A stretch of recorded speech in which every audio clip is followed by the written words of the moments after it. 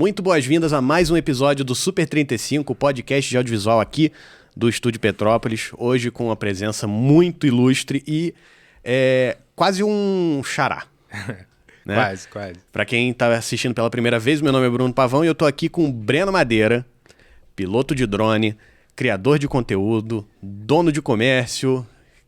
O que você não faz, cara? O que você não faz? Um pouco de tudo. Eu sempre falo isso. Na minha carreira, eu vou tentar muitas coisas até achar o que realmente me dá prazer, me traz uma paixão. E eu finalmente acho que encontrei no audiovisual essa paixão. E já tentei muitas coisas, já tive comércio, já tive hamburgueria na época que... No uma hamburgueria bem famosa na cidade, inclusive, né? Bem famosa. Na verdade, a primeira hamburgueria artesanal de Petrópolis, né? É verdade. Então, na época, a gente pesquisava muito. Eu e meus sócios, a gente ficou quase um ano pesquisando sobre hamburguerias. E viu que estava bombando, né? No Rio, lá fora também. A gente viajou para pesquisar hamburguerias. E a gente viu a oportunidade de abrir em Petrópolis. A gente sabe que Petrópolis, o comércio é difícil. Sim. Muitas coisas abrem e fecham, mas a gente falou, não, vamos criar uma hamburgueria. E a ideia era fazer uma marca ficar muito forte e no momento certo a gente tentar vender. A gente só não sabia que ia vir uma pandemia, mas vendemos ainda na hora certa. E foi o start ali para eu entrar realmente no audiovisual. Entendi. E além disso também tenho ainda, né, a Lithium, que é uma marca de roupa de montanha e de expedições e experiências na montanha. Então eu levo muito a galera para a montanha. Tenho guias parceiros que fazem esse guiamento. Eu não sou guia, mas eu tenho a empresa que faz isso, né, que é a Lithium. E a gente leva as pessoas para se conectarem com a natureza. Eu acho que hoje em dia a gente trabalhando tanto e... né, tão atarefado, sempre conectado no celular. Acho que não tem ninguém que não esteja tão conectado no celular hoje em dia, né, que acaba sendo até um problema. Então, rota de fuga ali é você ir para a montanha, ter um contato com a natureza. Muito bacana, praticar uma atividade eu já física. tive uma experiência parecida com isso, que não foi especificamente uma experiência de montanhismo em si. Foi, mas a intenção não era essa. A intenção era um workshop de astrofotografia. Pô, maneiro. Eu fiz em 2018, eu fiquei completamente apaixonado, cara. Com quem que era? Com o Marcos Terra, Marco Felipe Terra. Maneiro. Ele é uma referência, né? Ele é a referência de astrofotografia aqui no Brasil. O cara é estudioso da área, ele não é só fotógrafo, né? Ele é astrônomo. Ele tá fazendo, se eu não me engano, até doutorado em...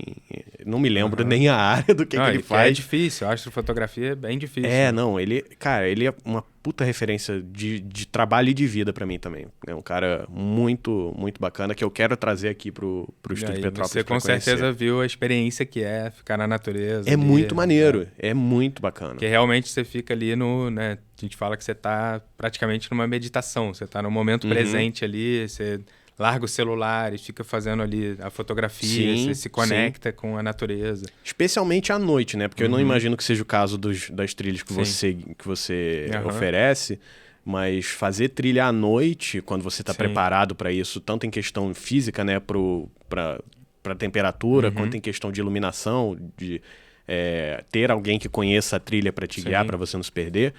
Você ter a experiência de fazer uma trilha à noite, você vê aquele céu, não só fotografar, né? Ver aquele céu lindo. É uma das coisas mais lindas que eu já vi na minha vida, assim, ver a Via Láctea a olho nu. Isso praticamente só na montanha, maravilhoso. Porque quando você está na cidade você não consegue. A gente faz a gente faz trilhas, inclusive tem umas expedições para rolar por agora. E aí eu levo a galera e a gente dorme, acampa na montanha, cozinha lá em cima, né? A gente leva fogareiro. Então é toda a experiência mesmo completa, de acordar, ver o nascer do sol, acordar, né, com o dia começando. Isso faz toda a diferença ali pro seu dia depois ser um dia muito melhor. Com certeza faz total diferença isso. Muito bom.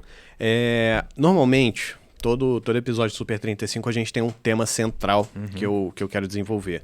Por exemplo, quando eu entrevistei a minha professora do curso técnico de audiovisual, o tema central foi os desafios da educação no audiovisual, né? Que é uma escola pública que tem um curso técnico de formação de profissionais e tal. E eu fiz esse curso quando eu estava no ensino médio. Então, existia um tema muito fácil de ser seguido. eu vou ser bem sincero e falar que eu tive bastante dificuldade de pensar em um tema para te entrevistar aqui. Porque você tem uma história tão diversa. A gente pode falar sobre os desafios do produtor audiovisual na cidade pequena, mas você também faz muito trabalho no exterior. Então a gente poderia falar dos desafios da pessoa que vai sair do país para trabalhar, também da pessoa que entrou no audiovisual depois de passar por muitas áreas. Então, assim, vamos começar do começo. Conta para mim, você estava falando aqui antes da gente começar a gravar, como que você chegou no audiovisual? Qual foi o caminho que você trilhou até você pegar a câmera pela primeira vez?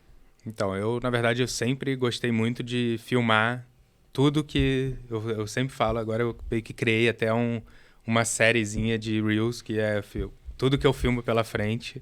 E aí, eu sempre gostei de filmar tudo e de editar também, né? E aí foram surgindo os aplicativos, principalmente de celular, eu começava a editar, sempre editei muito no celular e acabava nem editando no computador.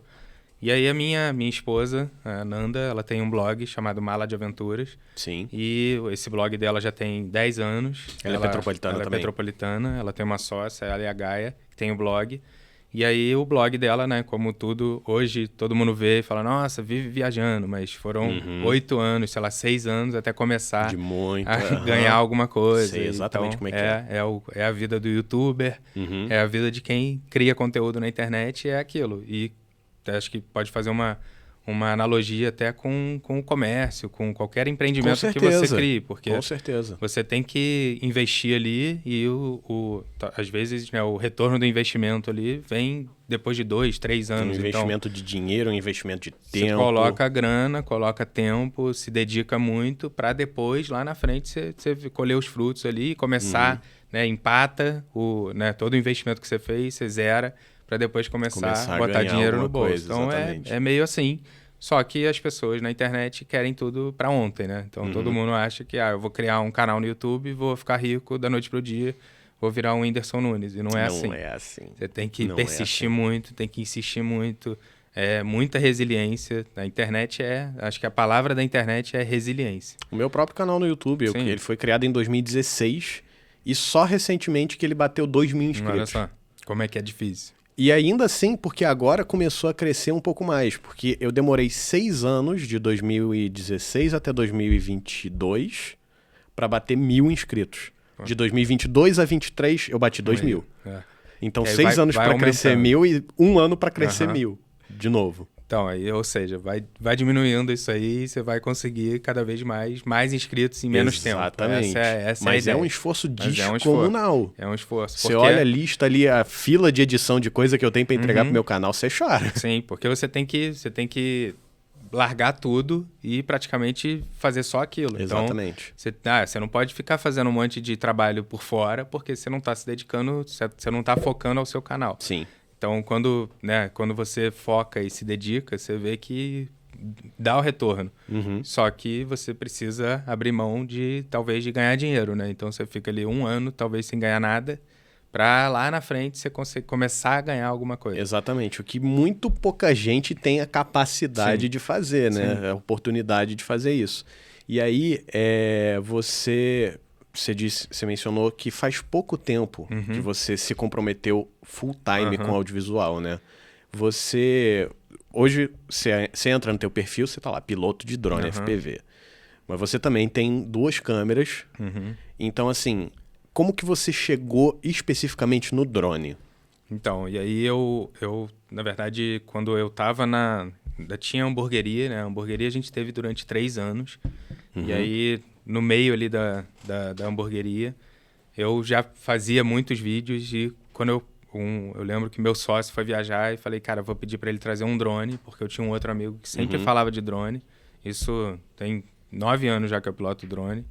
E esse meu amigo sempre falava muito, pô, drone é muito maneiro, não sei o quê, ele é mais nerd e tal, Cláudio, e que ele me ajudou muito no FPV também. Sempre tem que ter alguém para te ajudar. Sim, eu vou falar depois quando eu entrar no FPV, o FPV tem que ter quase que um mentor. E aí ele falava muito de drone, e aí eu pedi para um amigo, para esse meu sócio comprar, porque ele foi viajar, ele trouxe o drone, e eu falei, cara, o drone vai ser o meu amigo ali, porque eu vou, toda vez que eu for subir uma montanha, eu vou querer levar o drone, porque eu vou querer ver uma perspectiva diferente de onde eu tô. E, além disso, ele vai me incentivar a querer subir a montanha para me exercitar, porque eu vou querer ver. Então, todo um processo, todo né? um processo. Uma coisa vai me levar a outra. E aí comecei com drone, né? Já tem uns 9 anos, mais ou menos, que eu piloto drone normal. E aí, no meio ali da hamburgueria, quando a gente resolveu, vamos vender e tal, eu falei, cara, então eu vou entrar de cabeça no audiovisual. E aí, foi também muito timing. Um outro amigo, Rodolfo Mateis, que tem a equipe R Mateis, de corrida da Stock Car, ele estava criando uma pista na fazenda desse Cláudio, que é amigo em comum. Então foi tudo muita coincidência, assim. Que loucura. E aí ele tava criando essa pista de rally. Isso em Petrópolis? Em 3 dias. É uma pista irada, tem 15 quilômetros de pista, muito maneiro. E aí, cara, ele começou meio que... Também isso foi uma coisa que aconteceu que também foi meio inacreditável para mim. Uma das primeiras pessoas que eu filmei na pista foi Rubinho Barrichello. Porque ele tava treinando pro Rally dos Sertões. Então, cara, eu tava, tipo... eu precisava entrar porque a oportunidade estava caindo no meu colo e eu precisava entrar no FPV. É agora, né? É agora, ou se não for eu, vai ser outro que vai entrar e vai pegar a minha vaga aqui do negócio. Então, eu falei, Rodolfo, espera, cara, que eu vou treinar. Aberta, eu vou treinar muito, vou meter a cara nisso e eu vou aprender.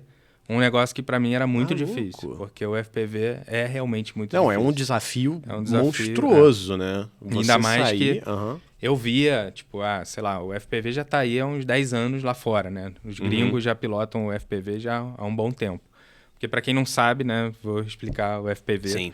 Para quem não sabe, FPV é a sigla First Person View, que é um drone em primeira pessoa, que eu piloto colocando um óculos e piloto pelo controle, na verdade, né? Mas a diferença dele para um drone normal é que ele tem quase 0 de latência, né? De atraso na transmissão do sinal. Diferente do drone normal. Então, o drone normal eu até consigo passar perto de uma árvore e tal, mas ele tem os sensores para evitar bater. Eu posso desligar os sensores e andar, mas ele anda mais rápido quando os sensores estão desligados. Eu posso desligar e andar devagar, claro, também. Sim. Mas é um drone muito mais arriscado pelo pequeno atraso que tem na transmissão. E também é um drone mais pesado, um drone mais maior. Pesado. Se ele bater, ele vai quebrar, o prejuízo vai ser muito maior. Então, acaba que o FPV é um drone com quase 0 de latência. Então, é um drone para isso, para bater, para você montar, para você consertar o que tiver que consertar. E aí, eu entrei no FPV. Quando eu comecei a pesquisar sobre o FPV, sei lá, 5 anos atrás, eu falei, cara, os gringos estão pilotando o FPV e isso vai chegar aqui no Brasil também. Os caras já estão anos-luz na frente, né? Porque 1 ano faz total diferença, né? Você vê que a maioria dos vídeos sinistros, assim, dos caras que pilotam muito, que vai numa fábrica, que pilotam numa velocidade absurda, são os caras, os nerds que gostam muito daquilo, né? Que consertam, que montam do zero e tal. Sim. O cara gosta muito. E ele montou o drone e ele vai quebrar e ele vai consertar e para ele é barato, porque lá na gringa é tudo muito mais barato, né? Um drone que aqui a gente paga, sei lá, $300, $400, custa R$2.000, para os caras é R$400. Sim. Então é muito mais barato. Eu com certeza, se fosse 400, né? Não é só 400 é caro, mas eu vejo muito valor agregado num drone, porque aquilo ali me possibilita ver o mundo de outra forma, né? Então, um drone normal custa R$6.000, muita gente vai falar, pô, é muito caro. Eu não acho caro, eu acho barato o drone faz. Porque ele possibilita, sim, né? Ele possibilita muita coisa, além disso, a grana que eu faço com os trabalhos que o drone me possibilita. Exatamente. Então, acaba que o FPV, para mim, era uma dificuldade absurda, porque eu não era esse nerd da montagem, de entender das peças. Isso veio depois, né? Isso veio depois.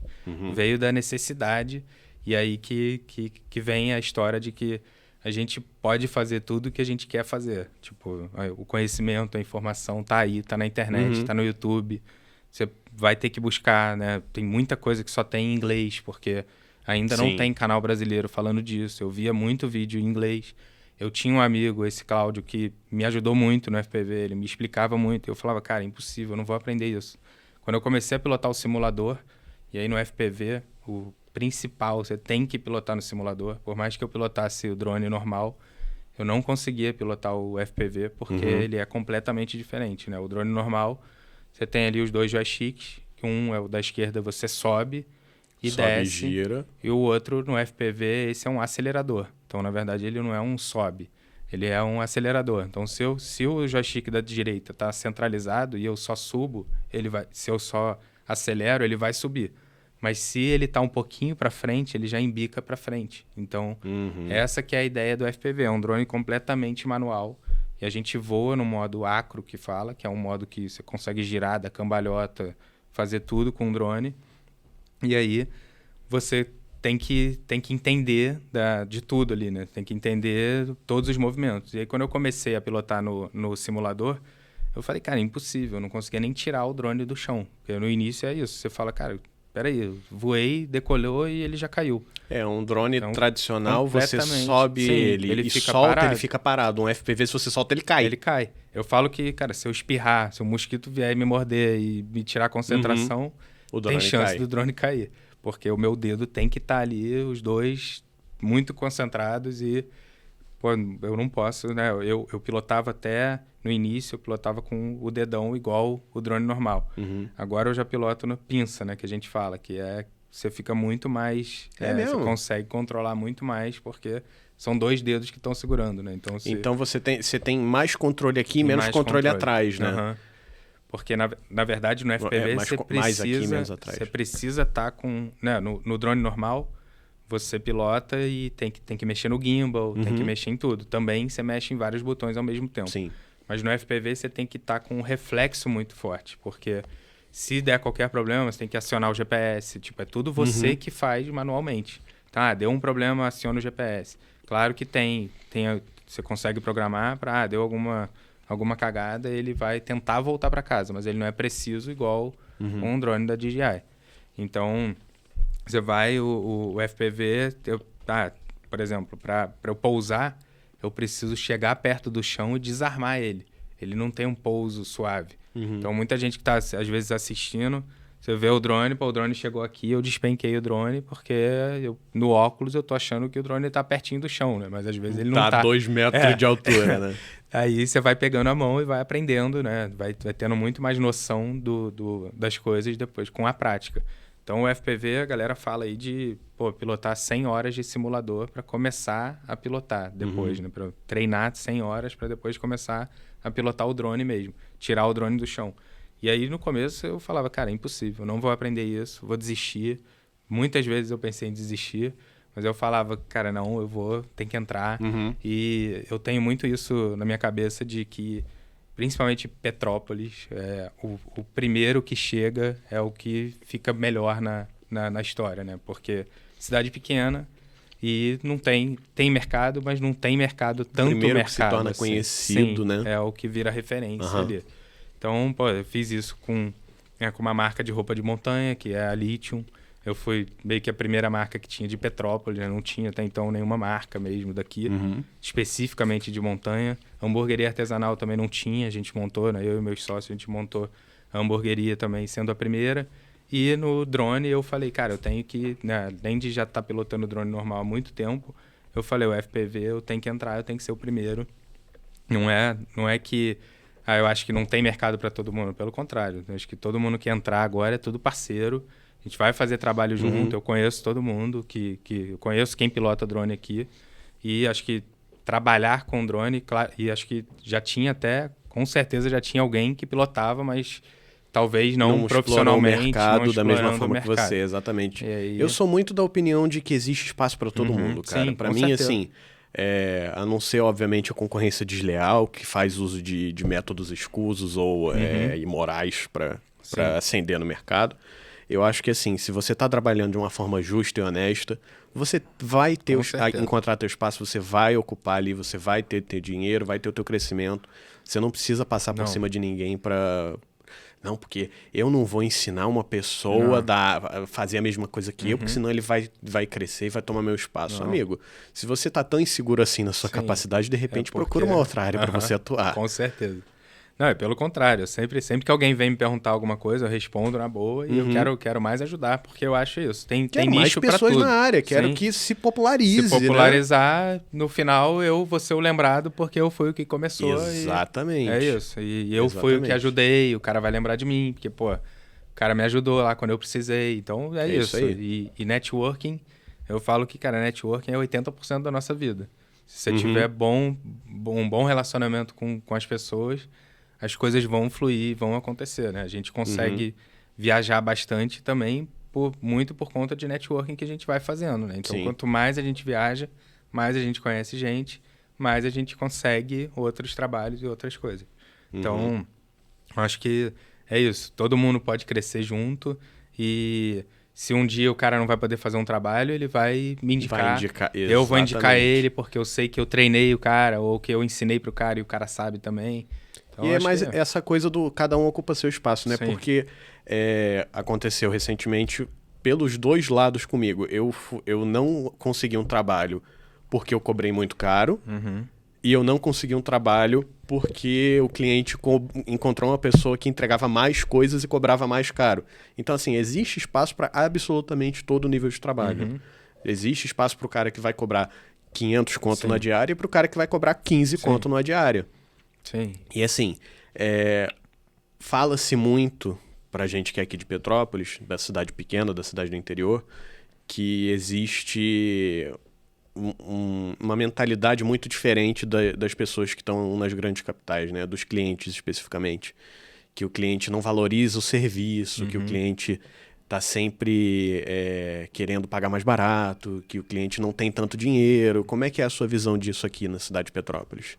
Então, Petrópolis realmente, né, eu tenho, como eu disse, eu tenho experiência em comércio e outras coisas também, né? E a gente percebe muito que realmente, né, acho que talvez pela proximidade com o Rio, a gente tenha um problema em relação a isso. No comércio, né, vou usar o exemplo do comércio, a gente está a 1 hora do Rio, o cara pode ir no Barra Shopping e encontrar todas as lojas. E aí ele acaba indo para o Barra Shopping para gastar o dinheiro dele. Então ele não dá valor tanto a Petrópolis. Acho que Petrópolis, o petropolitano tem muito disso, de não valorizar o comércio local, né, o serviço local. E... acho que no serviço é a mesma coisa, né? A gente está numa cidade pequena que, na verdade, tem um custo de vida menor do que o do Rio, mas também não é tão barato viver em Petrópolis. Mas as pessoas querem também o valor, né? Vamos supor que, sei lá, o custo de vida no Rio seja 3 vezes mais do que o custo de vida em Petrópolis. As pessoas querem pagar 3 vezes menos aqui no serviço. Então acaba rolando isso, né? Não tem jeito. Porque a gente está... Senão o cara vai pagar caro também. Eu concordo também com o petropolitano, com essa mentalidade, né? Ele vai pagar caro numa coisa que ele não tá na cidade grande, ele não tá no Rio. Ele tá numa cidade pequena. Ele não tá ganhando de acordo, né? Ele tem que ganhar proporcional. Então acaba que é isso, você criar o seu portfólio, né? Você criar ali a sua história e ser reconhecido para depois você poder cobrar o quanto você quiser. Cobrar e a pessoa vai pagar. Né? Aqui em Petrópolis tem exemplos de grandes fotógrafos, que é o Giovanni Garcia. Ele criou a carreira dele e hoje ele pode cobrar o que ele quiser cobrar, que as pessoas vão pagar, porque ele tem um nome dele, ele tem um trabalho muito bom. E vai ter agenda lotada pro resto da vida. A agenda é o que determina o preço, né? Se, eu tô, sei lá, minha agenda tá tranquila. Eu não tenho uma... No audiovisual, você não consegue ter uma tabela fixa, né? Tem muita gente que chega para você e fala, quanto que é a média de serviço? Cara, não sei. A gente aqui no estúdio teve que criar um pouco isso, porque... Mas é diferente, né? No estúdio... Pois é. Mas foi um desafio. Foi um desafio determinar qual ia ser o nosso valor, especialmente agora no começo, né? Que tem toda essa questão que você estava falando, do investimento, até você ver o dinheiro retornar e tal, até a gente se tornar conhecido, se tornar a referência aqui. A gente teve que fazer um equilíbrio muito fino para determinar quanto que a gente deveria cobrar. E foi um grande desafio. É difícil, né? Porque você tem que achar um ponto... Eu falo que você tem que achar o ponto de equilíbrio entre o cliente não achar barato demais e achar que você é ruim. Porque o barato demais, todo mundo já, sem querer, já tem uma percepção de que é barato, não é bom. Né? Então, você tem que ter uma média... que o cara não ache que tá barato e é ruim, e o caro, que é caro demais, que o cara, esse cara tá viajando, tá sonhando aqui. Tá querendo ficar rico em cima de mim. Rápido, Não, então é difícil você achar esse meio do caminho, e eu acho que no início a gente tem que fazer portfólio. Então, você vai fazer né, uma dica aí para quem está começando. Pô, eu não sei como começar, não consigo cliente. Cara, faz dos amigos. Faz trabalho pro teu amigo. Com certeza tem alguém que tem um comércio, que tem, sei lá, uma lanchonete, que tem uma loja de roupa, que tá precisando de serviço. Hoje em dia todo mundo precisa de vídeo, todo mundo precisa de foto, porque a rede social é a divulgação para tudo. Então, o cara que tem, né, um amigo que tem uma loja de roupa, tá precisando fazer a divulgação, precisa de fotos profissionais. Pô, você é fotógrafo? Chega pro cara e fala, pô, eu faço aqui, é melhor talvez não cobrar e fazer o portfólio do que cobrar pouco para o cara ficar depois mal acostumado achando que o preço é esse, né? Eu sempre falo que você tem 4 motivos para fazer um trabalho. Ou é dinheiro, ou é portfólio, ou é conexão, é conhecimento, é networking, ou experiência. Né? Eu falo muito, por exemplo, que você mencionou várias vezes automobilismo. Eu gosto muito, acompanho a Fórmula 1. Eu sou doido para ir assistir o Grande Prêmio de São Paulo. Nunca consegui, por falta de planejamento, de lembrar que vai abrir a venda no dia tal, e aí eu sempre perco, eu nunca consigo comprar o raio do ingresso, porque sempre esgota. E aí eu sempre falo, se me aparecesse como uma oportunidade de trabalho no Grande Prêmio de São Paulo, rapaz, eu pagava para ir. Eu pagava para trabalhar no Grande Prêmio de São Paulo. Por quê? Porque é uma experiência que vale muito para mim. Eu falo, não, quanto é que você cobra, não sei o quê. Não, a gente tem que ver se vai pagar o hotel. Não tem problema, eu pago. Eu pago o hotel, eu pago a passagem. Lógico, só quero ir. É uma coisa que você quer fazer. Uma coisa que vale, eu vou ser pago na experiência. Sim, é o lance da permuta, né? Sei lá, vou fazer uma viagem e, pô, sei lá, o hotel lá vai pagar tudo, mas eu não vou ganhar grana para voltar para casa com dinheiro. Mas, pô, é um destino que eu sempre quis ir, eu vou aceitar a permuta, porque eu quero ir e vale a pena. Tem que fazer valer a pena para você em algum nível, seja no dinheiro, seja no portfólio que você vai criar, nas pessoas que você vai conhecer ou na experiência que você vai ter. E aí, né, aí tem o outro lado também. Pô, eu vou fazer um trabalho que eu já fui para o lugar, não sei o quê, é um lugar que eu vou só perder tempo, né? Já tenho imagem daquele lugar, não sei o quê, e a pessoa não quer me pagar nada. Pô, desculpa, mas dessa vez não vai dar, só se me pagar. Então, né, a gente tem que ser, a gente do audiovisual é flexível em vários sentidos, né? Se vale a pena, eu vou. Se não vale a pena, eu tenho a opção de falar não. E a gente tem que também falar não, até para a gente tentar nivelar o mercado, né? Porque também é um esforço muito grande que a gente está fazendo aqui. É difícil, porque a gente vê, tipo, por exemplo, no Rally eu comecei também, lá quando eu estava filmando, na R. Mateis, ainda vou lá e filmo algumas coisas. Como eu disse, ele tem uma pista lá, tem 15 km de pista e vão várias pessoas lá pilotar para treinar para os sertões e tal. Uma galera grande, já foi o Rubinho. Eu não tinha a menor ideia, eu vou querer conhecer esse negócio depois. Pô, é bem maneiro, um dia eu vou te levar lá. Vamos lá. Já filmei Rubinho, Felipe Massa, Guilherme Benchimol, uma galera grande aí que vai lá na pista.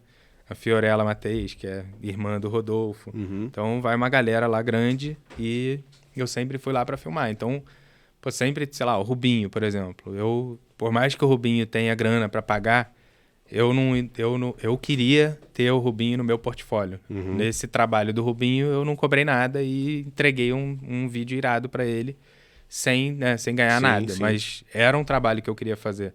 Pô, eu criei um relacionamento com o Rubinho. Tenho o Rubinho no meu WhatsApp. Já troquei ideia com ele. Maneiro. Fiz coisa na época da pandemia. Fiz máscara para ele com a marca Rubinho. Porque eu tinha, né, toda a estrutura de confecção. Então, pô, eu criei um relacionamento com o cara. Então, é maneiro, né? Eu cheguei um dia para filmar uma Porsche Cup em São Paulo, que eu fui para filmar uma empresa grande que eu filmo, PetroRio. E aí cheguei na Porsche Cup, tinha uma mesa assim, e o Rubinho falou, fala, Breno. Pô, olha o reconhecimento, né? Tipo, o cara saber quem eu sou, né? O cara é o Rubinho. O cara era piloto de Fórmula 1, reconhecido mundialmente. Vice-campeão de Fórmula 1 várias vezes. Pô.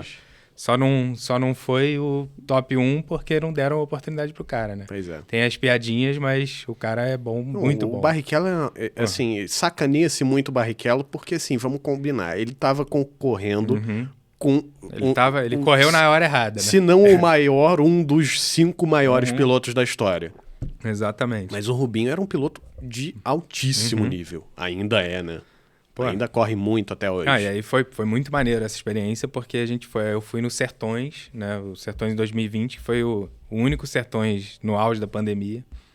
E aí eu fui, e aí o Rubinho foi para correr pela XP, patrocinado pela XP e tal. Então a gente ficou lá uns 4 dias junto, o Rubinho, né? Eu falo que, pô, vi o primeiro acampamento do Rubinho na vida, provavelmente eu tava lá participando junto, porque era um acampamento nos Sertões. E aí, pô, é irado, porque todo mundo fica ali junto e tal, né? Você fica na equipe, todo mundo conversando e tal, e é muito maneiro. A experiência dos Sertões é muito cansativo, né? A gente rodou, na época, 5.000 quilômetros, saiu de Petrópolis, eu fui até São Luís do Maranhão de carro, dirigindo. E aí como era o primeiro ano da equipe R Mateis nos Sertões, a gente foi todo mundo meio que, tipo, vamos ver o que vai ser, né? Tipo, claro que a equipe tinha toda a estrutura, estava toda estruturada para isso, mas era a primeira vez. Você vai meio sem saber o que esperar, da equipe. né? Eu não sabia o que esperar, nem o próprio chefe, que é o Rodolfo, que estava, tipo, numa primeira vez indo para os Sertões como chefe de equipe, né? Ele já correu de moto e tal. E a gente foi, pô, dirigindo daqui, a gente saiu daqui, já alugou um carro no Rio, do Rio foi para São Paulo foi rodando até Brasília, não sei o quê. Passou por rebelião de índio no Maranhão. Cacetada. Tipo, pedágio de índio no meio da rua. Tipo, eu imagino que você tenha filmado isso tudo, né? A gente tem tudo filmado. E aí eu fui para filmar os pilotos que estavam na equipe, né? Então, tipo, todos os dias eu tinha que... E além disso, ainda fazer rede social, ainda tinha que ficar postando no da equipe. Foi foda. E dirigir ainda, porque, na verdade, os mecânicos que estavam... Sempre andava 2, 3 em cada carro. E os mecânicos ficam muito cansados, né, no final. Sim. Então, os caras, sei lá, ficam até 2 da manhã ali, mexendo no carro. O carro sempre quebra na prova. Então, os caras ficam de madrugada consertando o carro para já 6, 7 da manhã já tá o carro às vezes já até no meio da rua. pista, né? Às vezes no meio da pista. E aí, pô, não tem muito tempo para dormir de descanso, né? Tipo, eu ia dormir meia-noite esperando o briefing do dia seguinte e eu que dirigi os carros porque os caras estavam cansados. Então, tipo, eu além de ter que postar, ter que fazer tudo, ter que filmar com drone e tal e tentar entender que horas que o carro ia chegar para poder subir o drone, porque, bem ou mal, eu não era da equipe principal da filmagem, né? Eu estava dentro da equipe, então eu não podia entrar na especial. Eram sertões diferentes ainda, porque eram os sertões da pandemia, né? Tava em bolhas, né? Eram sertões que eles criaram diferentes. E aí, cara, foi um mega desafio, assim. Foi logo praticamente um dos primeiros trabalhos grandes que eu peguei. Foi logo o mais desafiador, talvez. Mas foi bom porque eu aprendi, ganhei muita experiência nisso e acho que é isso. A gente tem que aproveitar as oportunidades. Tipo, eu podia na hora ter falado, não dá, acho que vai ser muito arriscado, vou ficar pegando estrada, não sei o quê. E era, né? É arriscado, você fica pegando estrada. Estradas do Brasil a gente sabe que não são, né, boas, ainda mais no interior, né? Quando vai subindo, vai chegando nos estados mais pobres, elas vão ficando mais perigosas e passa perrengue, né? Tipo, teve um momento, eu lembro que eu tava chegando em Brasília e aí, cara, os mecânicos dormindo do meu lado e eu, cara, com muito sono, a galera parou numa cidade antes, só que eu já tava quase chegando em Brasília, então eu falei, eu vou seguir. E aí era uma pista mão em contramão, ter uma hora que eu dei aquela piscada de dormir, eu falei, caraca, ferrou, cara, eu tenho que, não dá, isso aqui não dá pra brincar, tem que ficar acordado, tem que chegar logo. E aí cheguei, mas foi um perrengue, assim, de... Tipo, eu vou contar essa história, mas não posso passar por isso de novo, porque não tem uma segunda chance, né? Carro, estrada é foda, né? E eu achando que eu passei perrengue fazendo transmissão ao vivo por 14 horas contínuas. Não, mas é perrengue também, porque a gente fica naquela tensão, né? Sempre que a gente tá gravando alguma coisa, a gente fica tenso, né? No meio ou mal, você tem que entregar aquilo, tem que entregar pro cliente. O cliente tá esperando ali, o cara que tá te contratando, ele não sabe de toda a missão que é por trás, né? Tipo, ele tá me pagando pra saber exatamente isso. E aí, sei lá, a câmera vai parar, ou sei lá, se eu setei a câmera direito, né? Se eu fotometrei tudo certinho.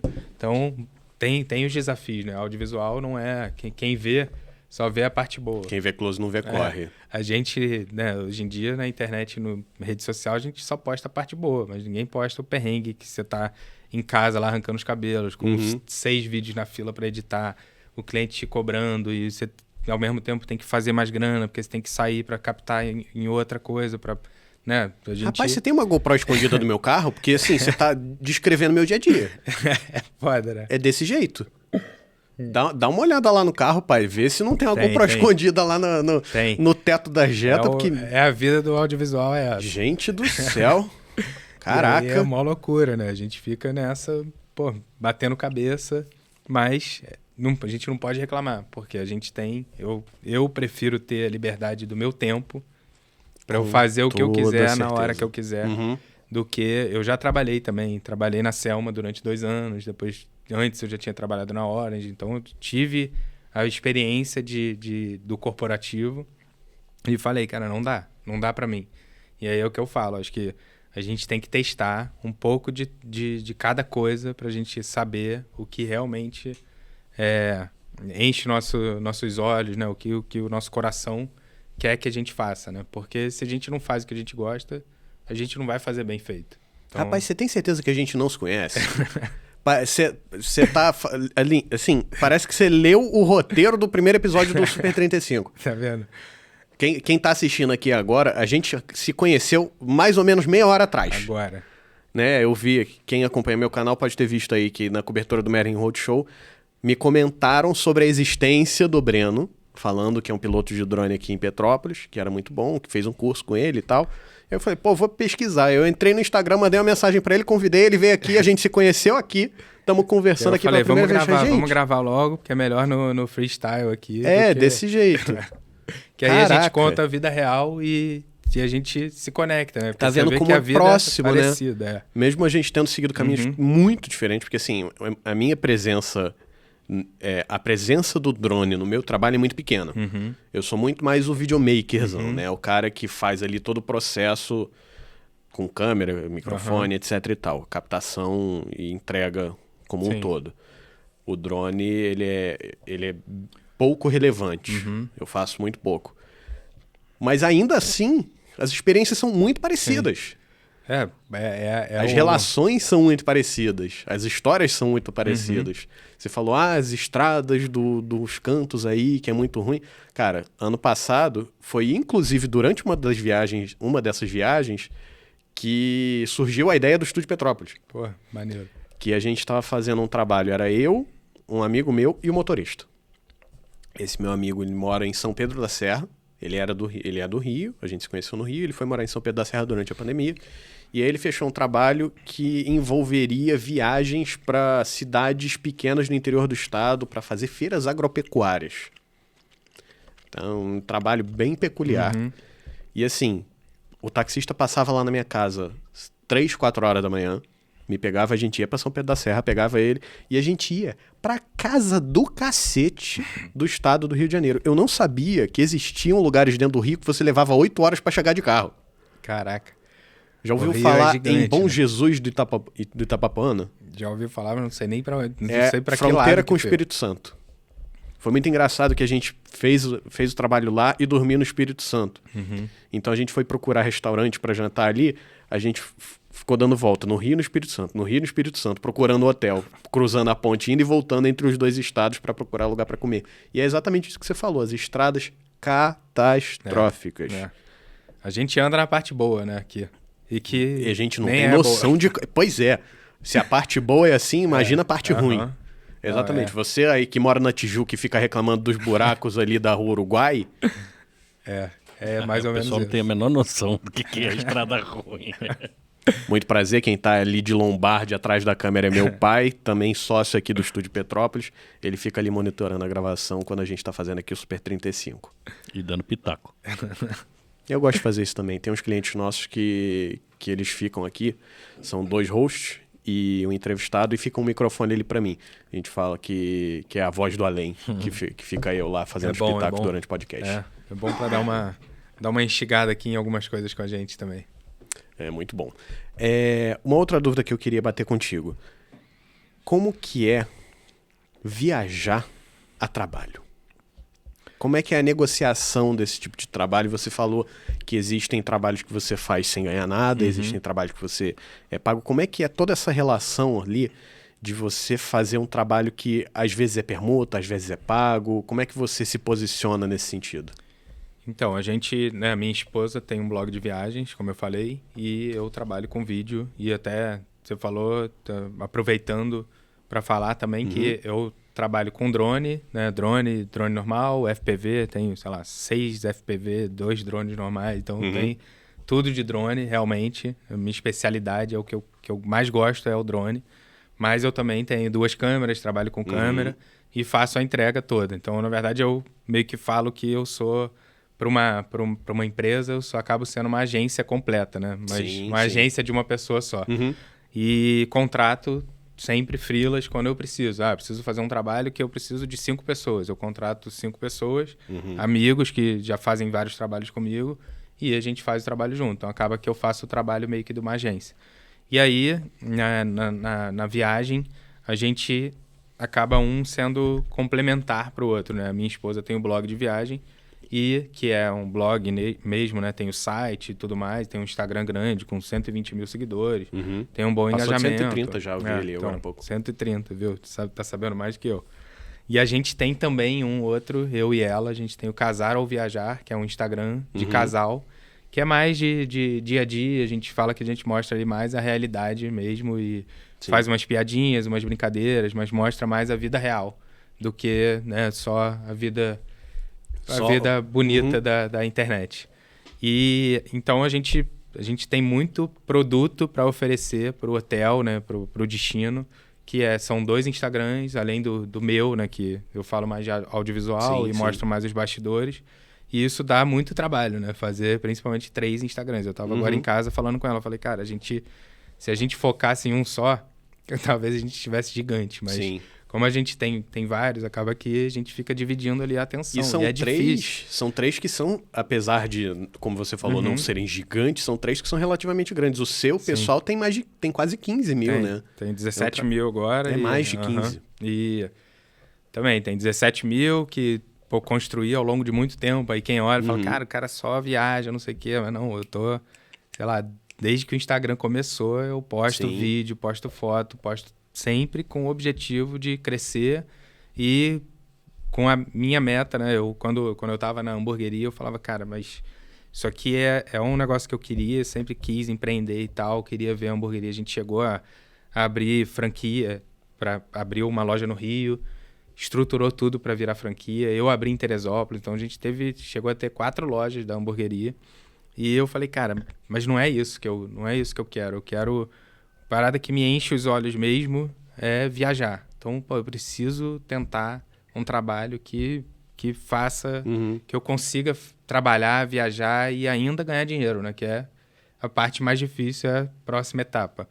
Mas a gente junta tudo e acaba que consegue, né? Por exemplo, vou viajar e vou dar um exemplo. A gente foi agora, em março, a gente estava na Flórida, pelo Visit Florida, né? Que é o governo da Flórida. Todo país, né? Todo estado tem um órgão que gerencia o turismo ali da região. Então, lá é o Visit Florida, a maioria é Visit alguma coisa, né? O Visit Florida, eu já fiz alguns trabalhos para outros blogs também de viagem. E eles já me conhecem e a gente queria fazer uma viagem de motorhome. E aí a gente manda um projeto e aí entra o networking. Né? A gente tem muito contato, a gente conhece as pessoas e a gente monta o projeto, apresenta. E eles aprovam esse projeto, né? Eles aprovando ou não, a gente faz a viagem. Dessa vez a gente foi recebendo para fazer a viagem, mas muitas vezes a gente vai na permuta. Por exemplo, eu estava agora em Punta Cana, o hotel pagou tudo e tal, a gente não ganhou, mas era um destino que eu queria ir. Sim. A Flórida eu já tinha ido, então tipo, eu só iria se fosse recebendo, porque não, o cara tá...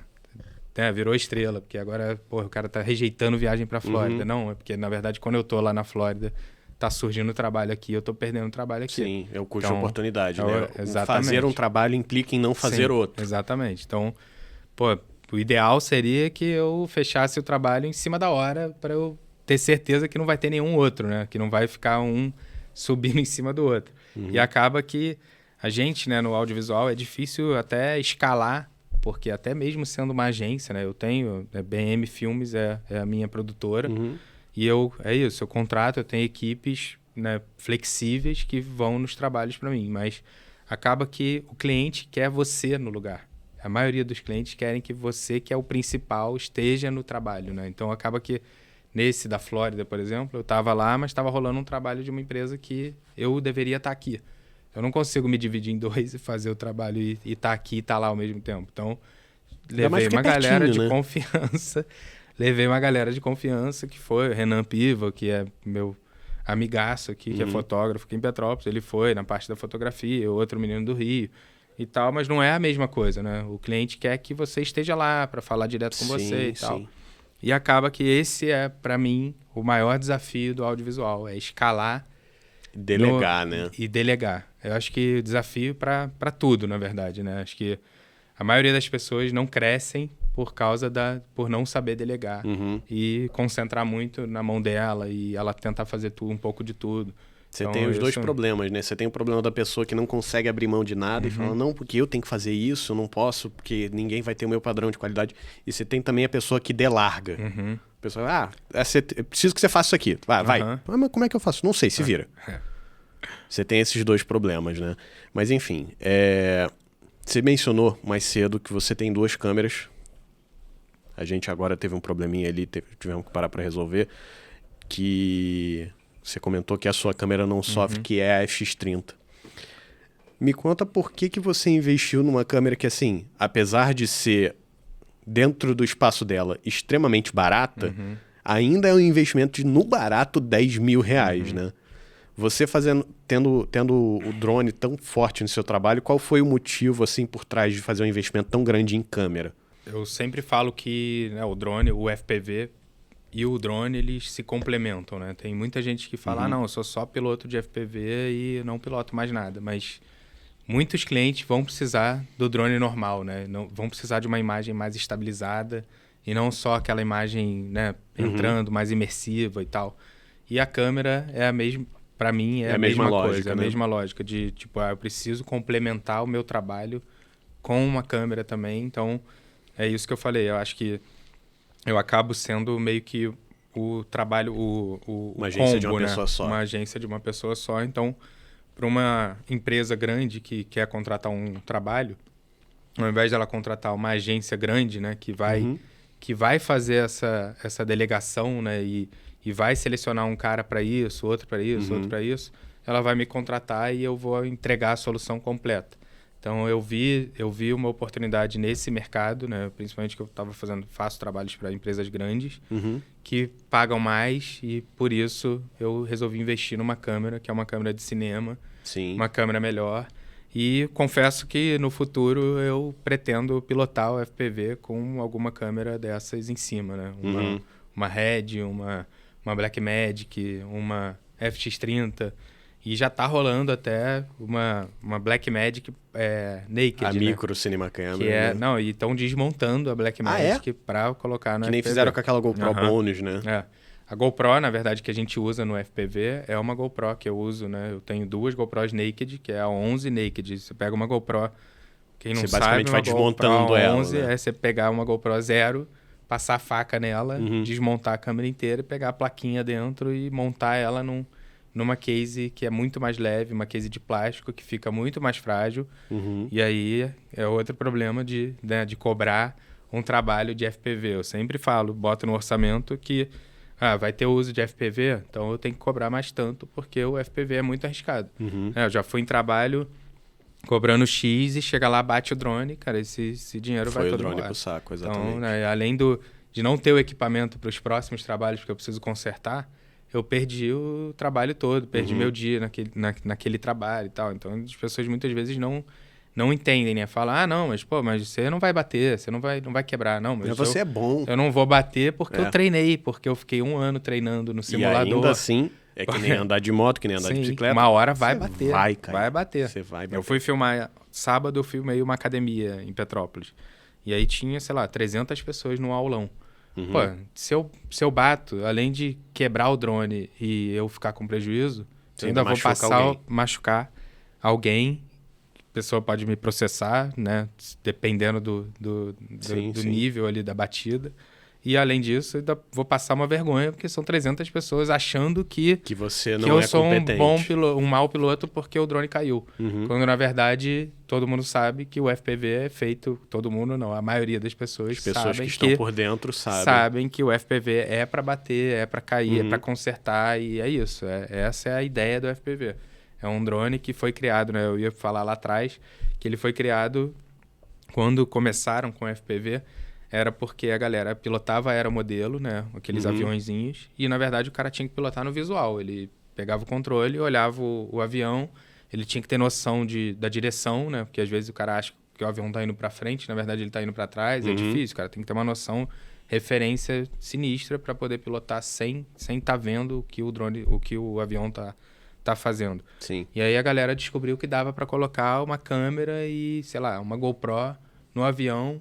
E essa GoPro, depois o cara vê o vídeo do que o avião fez. Foi passando o tempo, a galera viu que, porra, é possível a gente colocar uma câmera que transmite para alguma coisa, para uma tela. E aí a DJI criou o óculos, né? Aí que surgiu o FPV mesmo, né? Que é o drone. E isso ainda vai avançar muito, vai evoluir muito. A galera, muita gente me pergunta, pô, qual drone que você indica para começar e tal. Eu comprei o drone raiz, que a gente fala, né? Que é o drone que a gente tem que montar ele do zero.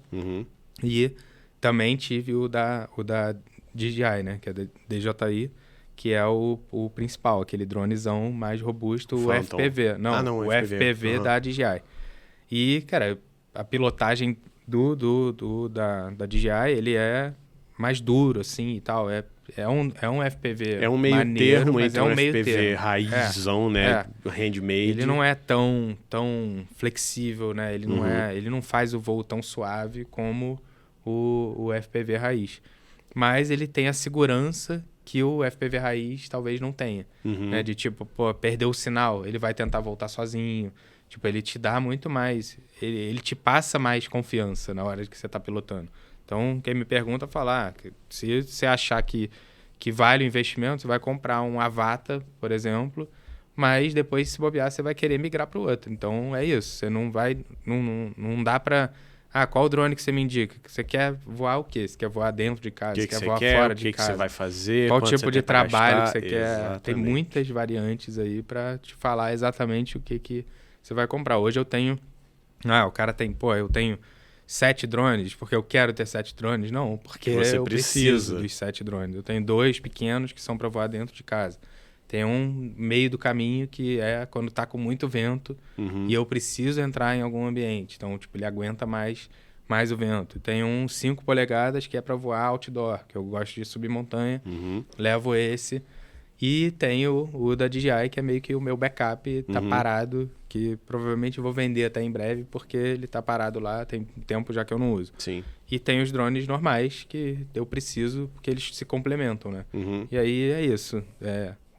Todos eles se complementam. Vai ter um dia que eu vou ter que usar o drone pequenininho, e o drone grande, e o drone normal, e a câmera. E aí cai naquela... É versatilidade, né? Sim. O profissional do audiovisual, ele tá cada vez mais tendo que assumir várias funções para se manter relevante no mercado. Né? Eu falo que o FPV daqui a pouco vai ser obrigatório, assim como o drone já é na maioria dos trabalhos. Né? Hoje, um trabalho que não tenha drone é raro.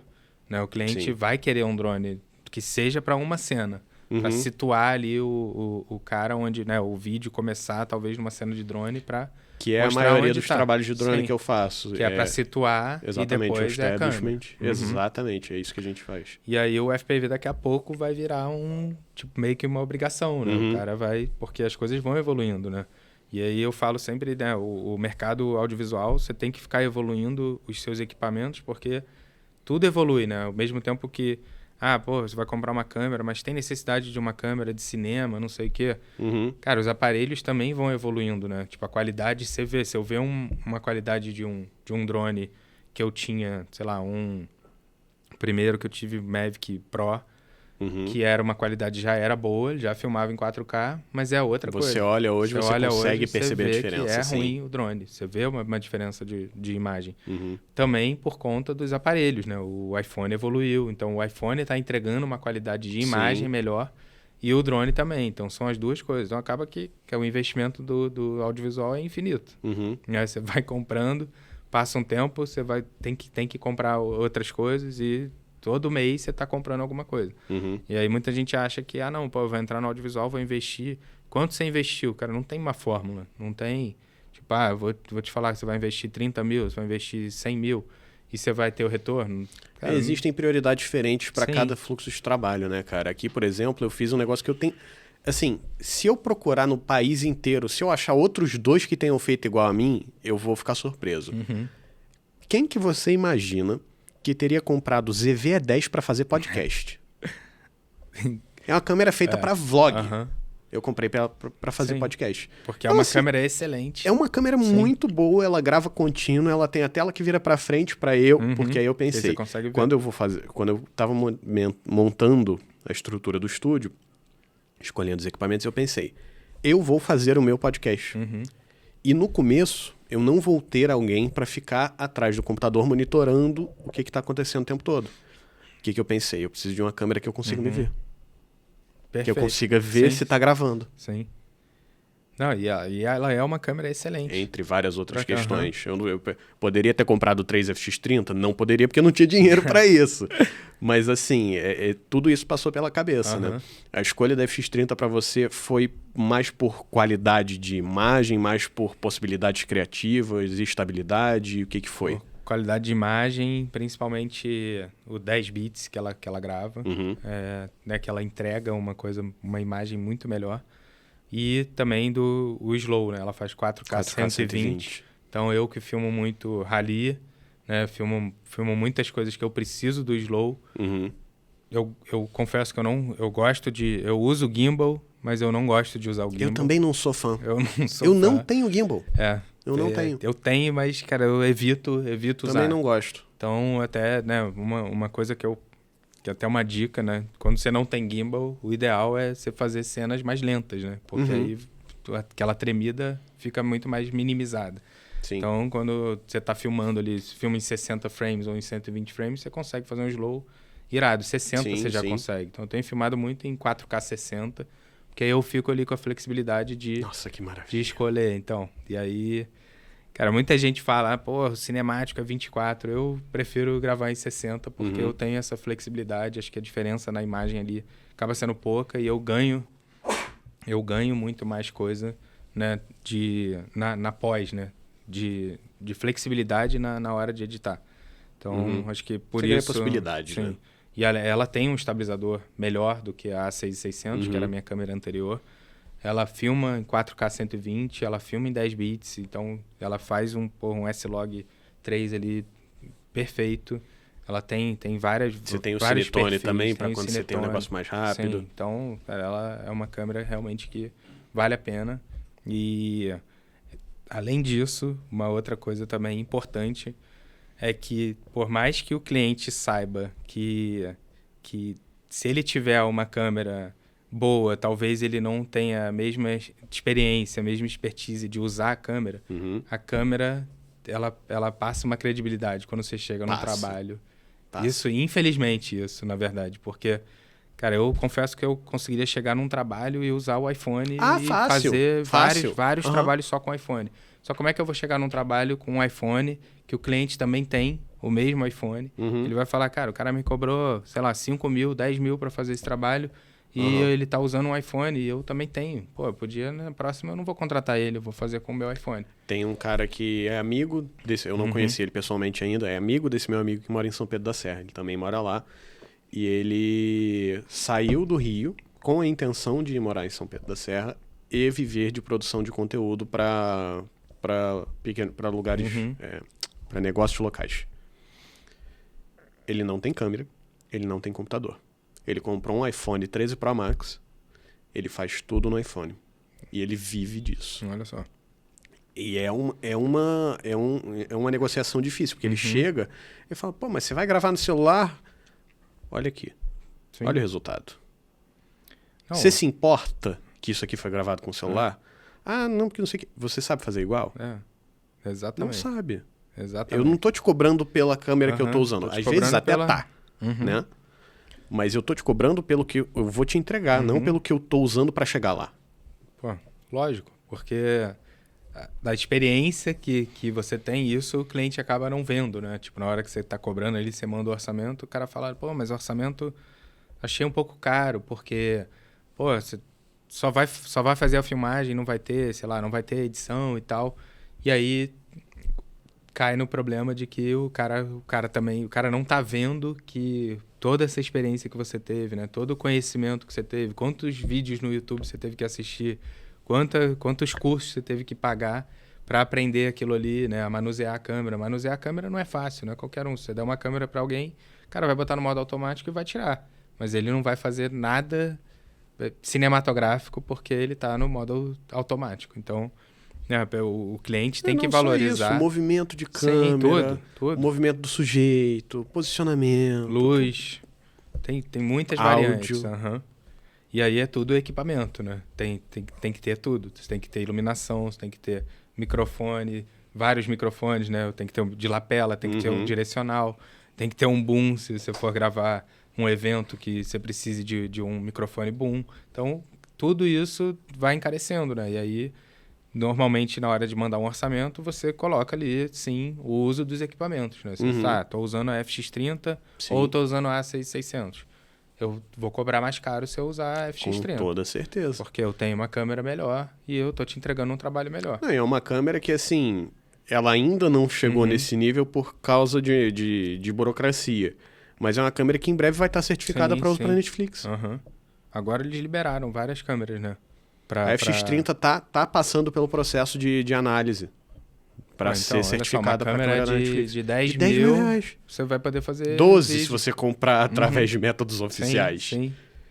Não, e ela é uma câmera que realmente entrega mais, né? A câmera, e ela é uma câmera bonita, né? Robusta, é isso. Ela passa um pouco da credibilidade também só pela câmera. Exatamente. Você chega com uma câmera, né? Você vê um cara com uma lente 70-200 numa câmera comum, você já fala, nossa, olha só, esse cara é bom. É só você ver a diferença aqui. A lente que está em mim é uma 1805 e a lente que está em você é uma 35. Olha o tamanho, olha aquilo ali. Olha aquela câmerazinha de brinquedo. Mas talvez aquela ali faça mais imagens do que imagens melhores do que a... Exatamente. E só que ela não passa tanta credibilidade, né? Pois é. Isso é difícil, né? Existe um equilíbrio muito fino a se encontrar aí, né? Você demonstrar para o cliente que não é o seu equipamento que vai determinar a qualidade do seu resultado, mas ao mesmo tempo você se posicionar, né? Falar, cara, olha só, eu tô te cobrando tanto porque eu tô usando uma câmera de cinema que faz filme para Netflix, uma câmera que eu gastei anos de trabalho para comprar, anos de pesquisa para escolher. Sim. Que a gente não compra da noite pro dia, né? Pois a gente tem que pesquisar antes de comprar. Por que você compra um FX3 e não um FX30 e não um FX3? Por que você não compra uma 7S? Por que você não compra uma Alpha 7 IV? Exatamente. Todo santo dia a gente nunca para de trabalhar, né? A gente vai sair daqui, você vai para casa, eu vou sentar para editar um outro negócio, que vai passar na minha cabeça e falar, pô, quais são os codecs da FX30 mesmo? Na hora que eu estiver sentado na cama, eu vou lá pesquisar. Na hora que eu estiver deitado para dormir, vai... FX30 faz 4K 120 em cartão SD também? Ou só no CF Express? Você vai... Né? Você não para. Não para. Porque a gente é apaixonado pelo negócio. Então você tem que estar constantemente pesquisando. E é um mercado que muda tudo toda hora, né? Então você tem que estar por dentro, senão você vai ficar para trás. Foi assustador, cara. O ano passado foi uma... Assim, teve uma série de lançamento de equipamento aí que me estremeceram a base. Porque eu tô com a 6500 desde 2018, se eu não me engano. E aí, de um ano e meio pra cá, mais ou menos, eu tô começando a sentir falta. Pô, cara, 8 bits tá difícil, 420, não sei o quê. Eu queria pegar uma coisa mais moderna e tal. Só que apareceram outras prioridades, né? Eu precisei, antes de trocar a minha câmera, comprar outras duas. Então, a gente tá equilibrando tudo isso aí. Mas, cara, saiu alguma coisa da Blackmagic que eu não me lembro, que eu cheguei a considerar. Ou eu acho que eu tava considerando a 4K. Saiu a Canon R7, a R10. Pô. A R7 eu considerei muito sério trocar pra R7. Né? Mas aí você tem que trocar tudo. Pois é. Sabe por que eu... Assim, fora a questão financeira, que não me permitiu, tanto que eu não comprei até hoje, teve um motivo que me impediu de ir para R7. Que não tem lentes, não tinham, pelo menos na época, hoje ainda está muito fraco, de lentes para sensor APS-C da própria Canon, RF. E a Canon não liberou para as outras marcas fazerem lentes direto para RF, que nem você tem as lentes da Sigma para Sony, essas coisas. A Canon não liberou. E aí você fica limitado, tem que pagar caríssimo. Eu vou pagar caro pra cacete na câmera, vou pagar caro pra cacete numa lente full frame para uma câmera crop, que eu não vou aproveitar a lente inteira. Falei, cara, não dá. Então, isso quando também saiu pesou. a X30, eu falei, é isso, é isso aqui. Isso também pesou pra mim e que é bom pra você, porque a FX30 é APS-C. Então exatamente. Eu uso a mesma lente. Todas as minhas lentes são APS-C. Então, todas. Eu também.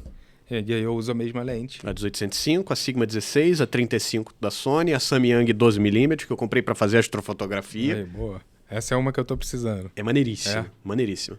Vou dar uma pesquisada, porque eu tô precisando de uma lente. Ela tá emprestada com um amigo meu, semana que vem eu devo pegar de volta, de repente a gente combina pra você dar uma olhada nela. Né, na nossa ainda dá aquela cropada e ela vira um 16mm. Né? A 12 ela é equivalente a 18. Então.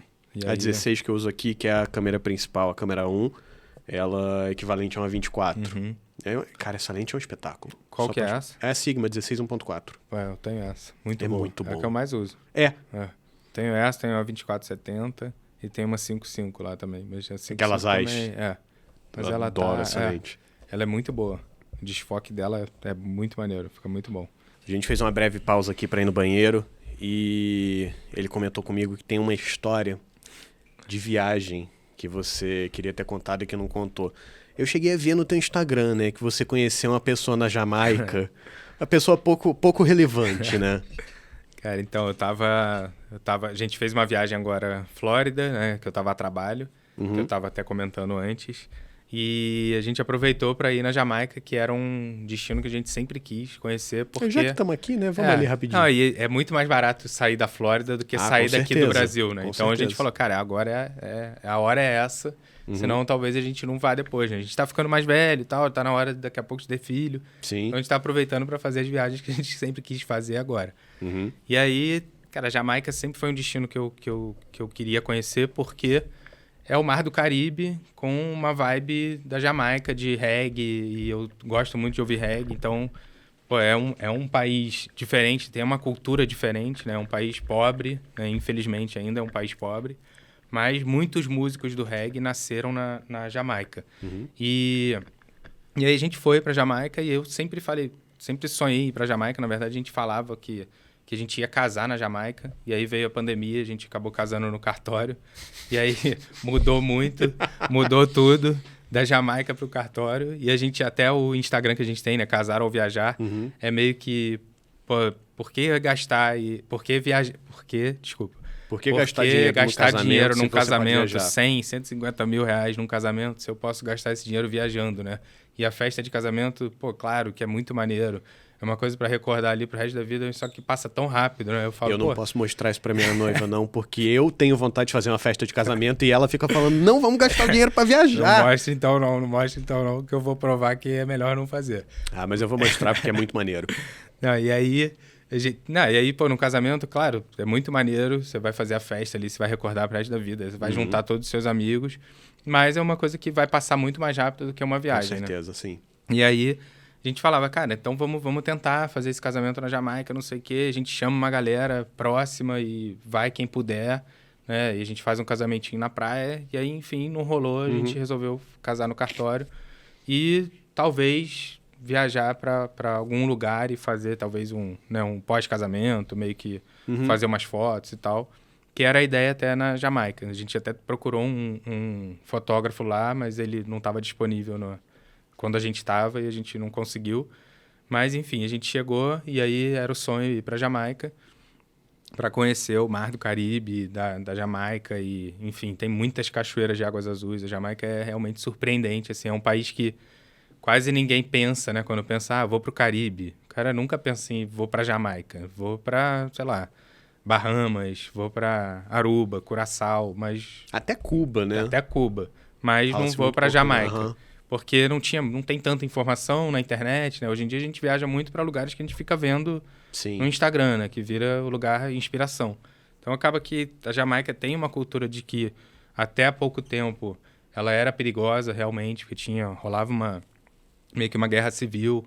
Tem até documentário e tal que fala disso, né? Falando do Bob Marley e que ele sofreu um atentado, tentaram matar o Bob Marley na Jamaica. Ele mesmo ficou puto, falou, cara, Jamaica não dá mais pra mim. Enfim, a Jamaica era um sonho e a gente chegou lá. E aí eu sempre falava com a minha esposa que a gente talvez chegasse na Jamaica e como o Bob Marley tem 12 filhos, são muitos filhos. E acabar podia encontrar alguém, ou que seja...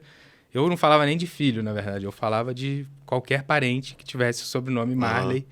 E aí eu falava brincando até. Eu falava, cara, acho que se a gente casasse lá, eu ia caçar um neto do Bob Marley, porque a maioria canta. Vou caçar um neto e vou botar ele pra cantar no casamento. Falava zoando, e ela falava, pô, isso é impossível, cara. Você nunca vai achar nenhum Marley lá na rua. Não é assim. Aí eu falei, não, beleza. Aí, cara, a gente tava na praia, em Negril, que é uma praia gigante. Tem uma praia de 10 quilômetros, se chama 7 Mile Beach. Então, tem 7 milhas de praia, que dá aí, sei lá, uns 12 quilômetros de praia. E aí, a gente já tinha andado na praia, sei lá, 1 quilômetro, e tava procurando um barzinho que estivesse tocando reggae, pra ficar sentado ali na beira da praia, com aquele mar do Caribe e tal. E aí, a gente andou, chegou em um bar que tava tocando Bob Marley até, no som, né?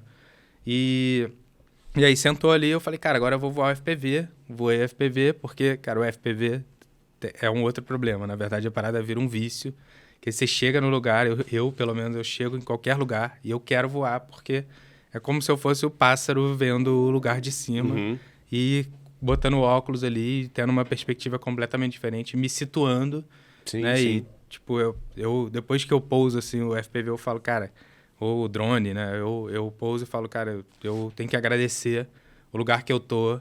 Olha que paraíso isso aqui, né? Pô, me situo, né? Olha o nosso tamanho no mundo, olha quanta gente tem em volta e a gente tá aqui, né? O que olha a formiguinha ali embaixo. Cada um, viajar é uma viagem, realmente, porque você fica pensando, né? O que cada um faz. Você vê uma pessoa e fala, pô, o que aquele cara deve fazer da vida, não sei o quê. Então, é uma experiência maneira, além da cultura da Jamaica ser totalmente diferente. Voei o drone, pousei o FPV, falei, caraca, que voo irado, não sei o quê. Quando eu pousei, tinha um cara do lado que tava, nossa, olha que maneiro, caraca, o drone.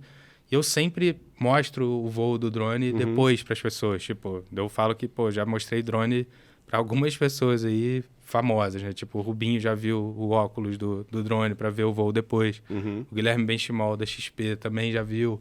Eu tava em Atins no ano passado fazendo um trabalho também. Encontrei Marco Antônio Hermílio de Moraes, pô, um dos caras mais ricos do Brasil. Também conversei com o cara botou o óculos. E essa que foi a mais surpreendente. Falei, pô, vou mostrar pro cara ali. Não tinha reconhecido. Eu conhecia ele, já tinha visto ele. Mas eu não tinha reconhecido. E aí fui lá, mostrei o óculos. Falei, cara, olha aí, bota o óculos. Isso aqui eu piloto o drone com o controle, mas eu vejo no óculos. Bota aí o óculos pra você dar uma olhada no que eu filmei. Aí ainda falei, zoando, pô, tem um Have a Great Trip. Porque o cara tava lá viajando, não sei o quê. Eu falei, cara, vai viajar agora no óculos, né? Aí ele botou o óculos, viajou, e eu falei com a Nanda, minha esposa, falei, cara, filma, porque o cara tá muito empolgado vendo. Até então eu não sabia quem era. E aí ele mostrou, caraca, viajando assim, e ela filmando. Por isso que tem registro de tudo, porque eu falei, cara, filma porque o cara tá viajando ali. E aí quando ele tirou, ele falou, cara, eu tenho que mostrar pro dono do bar esse voo aqui, porque ele vai pirar, ele vai se amarrar. E a gente foi lá atrás, aí nisso cheguei lá atrás, tinha uma rodinha assim dos caras. Era um cara de dread, um coroa de dread branco, assim. E como eu gosto muito de reggae, eu já cheguei falando, cara, você parece o cara da banda The Congos, que é uma banda de reggae que eu gosto, que é um monte de coroa, tipo, de 70 anos, assim, de dread branco, maneiro. E aí o cara falou, pô, ele deu uma risada. Aí eu falei, cara, eu sempre sonhei em ir pra Jamaica e encontrar um filho do Bob Marley. Aí esse cara tava do óculos, estava do meu lado direito, ele falou, cara, ele riu, assim, aquele sorrisão igual ao do Bob. Aí ele, cara, eu sou o filho do Bob Marley, cara, eu sou o Rohan Marley. Eu falei, cara, não é possível, velho. Nessa hora, sério, eu quase chorei. Eu falei, cara, não é possível. Caiu a ficha. Caiu a ficha, eu falei, caraca, meu, eu dei um abraço nele, assim, aí quando eu voltei lá pra frente pra falar com a minha esposa, aí eu falei, cara, tu não acredita, meu irmão. Aí ele veio vindo atrás, ele perguntou, pô, vocês querem comer uma pizza? Ele tinha pedido uma pizza e antes a gente tinha falado, cara, o cara pediu uma pizza do iFood, nada a ver, na praia. Tipo, que é aleatório, né? O cara pediu, alguém veio entregar uma pizza pra ele. E a gente falou até zoando que a gente tava de olho na pizza do cara do lado, que a gente nem sabia quem era. Aí O cara, na hora que ele... Depois que eu já sabia que era ele, né? Que a gente já tinha voltado lá de trás. Ele falou, cara, você quer comer uma pizza, não sei o quê? E eu, não, tá tranquilo, obrigado. Aí ele foi levar a pizza lá pra mesa que a gente tava com a minha esposa. Aí eu falei com ela, filma aí, porque eu vou perguntar pra ele quem ele é. E aí ela ia ficar em choque do mesmo jeito que eu fiquei, né? Aí eu falei, fala pra ele quem você é. Aí ele já chegou falando, aí por isso que no vídeo tem ele falando, I'm Rohan Marley, Bob Marley filho. Porque ele foi casado também com 2 brasileiras, então ele fala um pouco de português.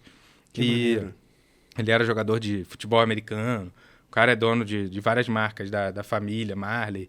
Então, pô, mó contatão, tipo, tô trocando ideia com o cara no WhatsApp, muito aleatório. Tipo, o filho do Bob Marley tá no meu WhatsApp aqui, conversando com o cara.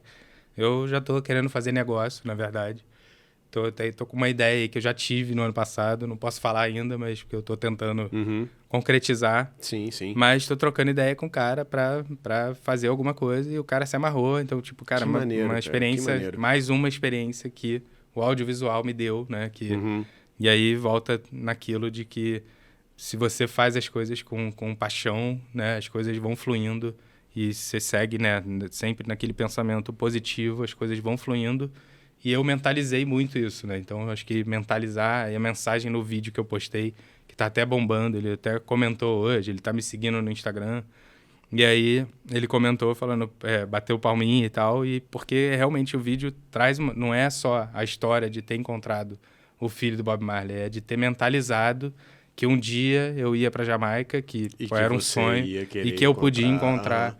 um filho do Bob Marley ou algum parente do Bob Marley. Então, tipo... Que maneiro, cara. É uma história de que você tem que acreditar. Se você acreditar, claro que não é só mentalizar, você tem que mentalizar e seguir o caminho para aquilo acontecer. Fazer todo um esforço, sim, né? Porque é um grandíssimo esforço. Senão tem gente que fala, não, mas eu mentalizo e nada acontece. Pô, lógico.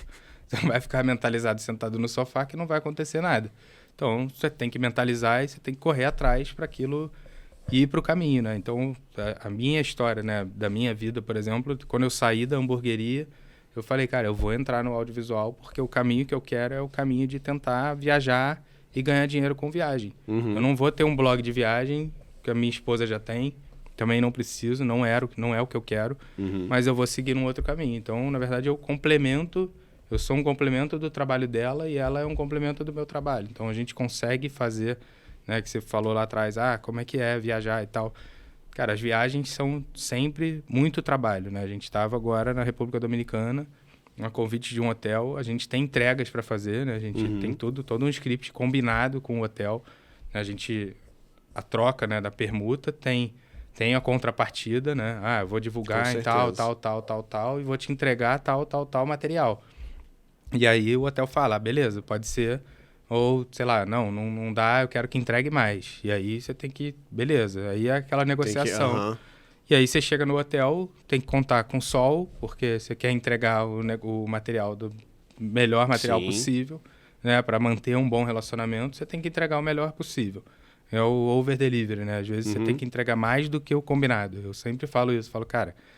Vou entregar. A mulher pediu o drone FPV, sei lá, o combinado era só um Reels. Pô, por que não mandar o take inteiro para ela ir picotando e postando na rede social do hotel?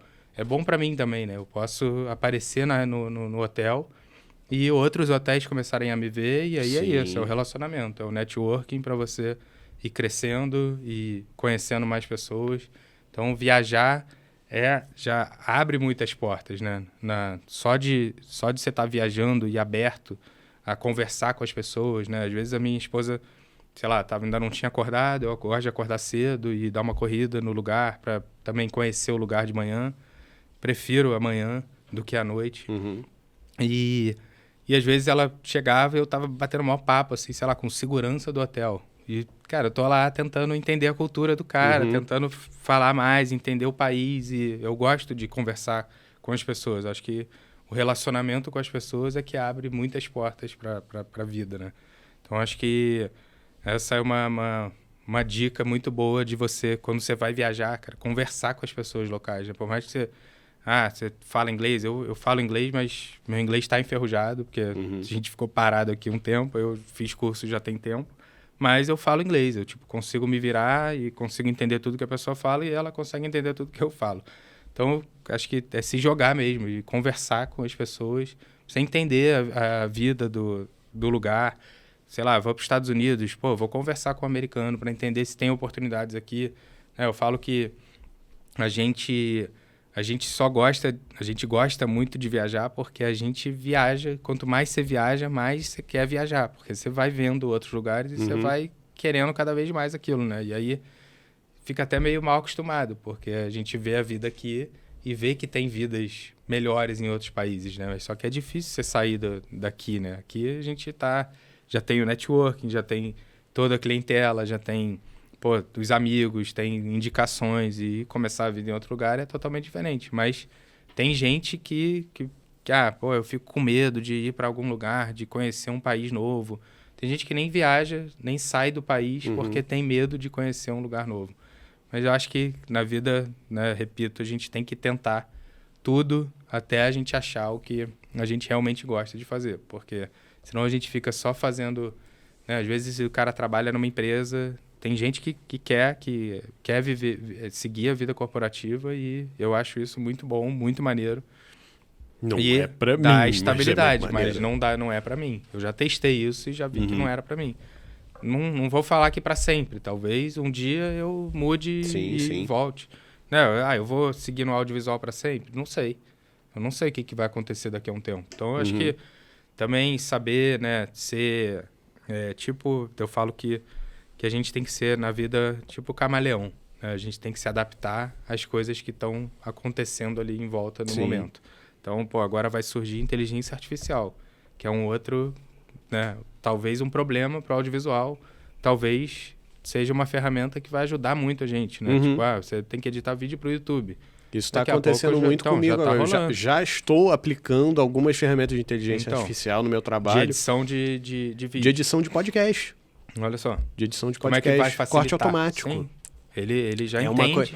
É a mesma coisa, não sei se você é provavelmente muito acostumado a fazer com conteúdo para rede social, que é legenda automática.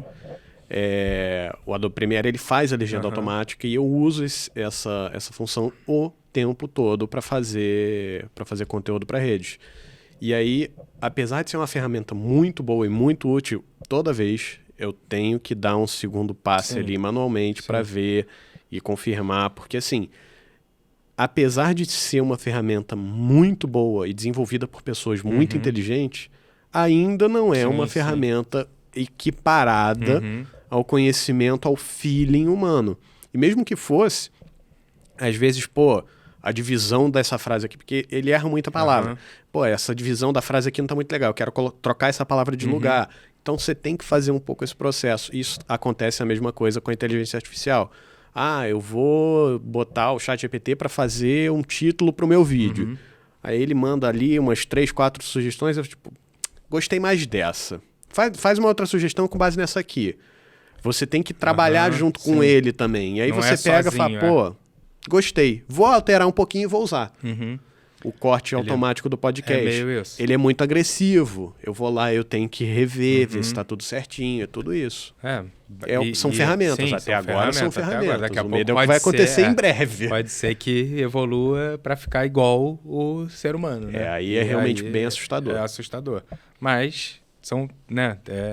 Mas vai acontecer independente da gente querer ou não. A gente vai ter que se adaptar a isso. São as mudanças externas que fogem do nosso controle, né? Então, é isso. Ou se adapta, ou fica para trás e já era. E aí... Tem uma publicação que eu vi comentando para todos os trabalhadores criativos ficarem tranquilos que a inteligência artificial não vai trocar os nossos trabalhos criativos pela inteligência artificial. Por quê?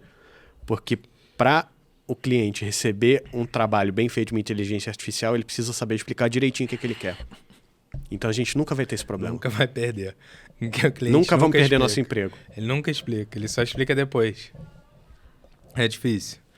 E outra também da inteligência artificial, sei lá, no lado da fotografia também, que é preocupante, né? Tipo, hoje já tem o Photoshop Beta, já consegue criar um cenário completamente diferente, né? Tipo, vou botar aqui que o Rio tem o Mar do Caribe e que tem uma montanha que não existe. Uma pessoa que mora lá na China, que nunca viu o Rio, vai olhar aquela foto ali e vai falar, nossa, olha esse lugar, eu tenho que ir lá no Rio. Ainda Conhecer mais com rede esse social, lugar. que vira um desejo. Se aquela foto se espalha realmente, né? A pessoa vai falar que, nossa, eu quero ir nesse lugar. Vai chegar lá, é mentira, não existe esse lugar. Não existe, Então, né, tem vários lados aí. Várias preocupações. Preocupantes, né? Mas é isso, não tem jeito. Vai chegar, vai acontecer. Bom, queria te perguntar se você tem mais alguma coisa, algo que você queira falar para quem está assistindo, alguma mensagem que você queira passar. Então, muita gente chega para mim e pergunta como começar no drone, como começar no FPV. Eu acho que a maior dica que eu possa dar é começa de alguma forma, né? Compra um drone e sempre me perguntam, qual drone que você acha que eu compro?